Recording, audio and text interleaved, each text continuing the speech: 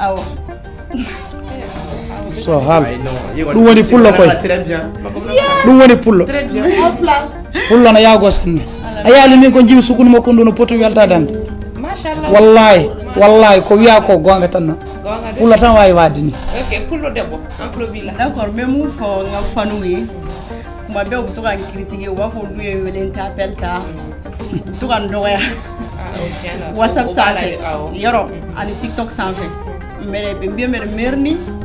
mais yere ɓe sika fen yiɗula fana ka ɓe mbiya men mi ɓamata appel mi haldata e maɓɓe whatsapp ɗum mbeɗa wonde probléme muɗum donc wona salari ɓamde appel maɓɓe ɗi satuji tan temps o ne heewi fami wawa haaldude yimɓe foof nelɗoɓe kam message uji ɓe wona salari kam sa yimi woni ko gonmi ko ko kamɓe et puis neɗɗo biɗo ne yiɗma ala fof ko mbawɗa yobde ɗum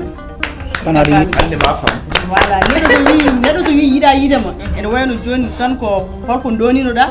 jomum itte dow hoore ma kono biɗo ne yiɗma wonko fawe dow hoore maɗe donc mimi wawa yobde moɗon so nani hawa tan ko onon kono mbason tikkude mbason haabde so Allah jaaɓi kala nde nelduɗon kam message fof somi heeɓi tan mi jaboto moɗon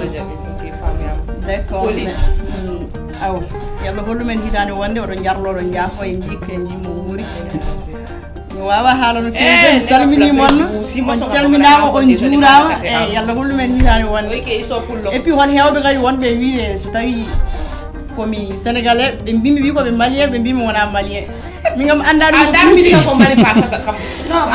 parce que mbiyata ko pulagu ndu waɗano valorisé ɗo sénégal murtani mbayni aro min kam parce que joni mi woni soɓe mbiyani kam komi murtan tan ɓe mbiyata kam ko yarte men an madi marata ma sa marata joli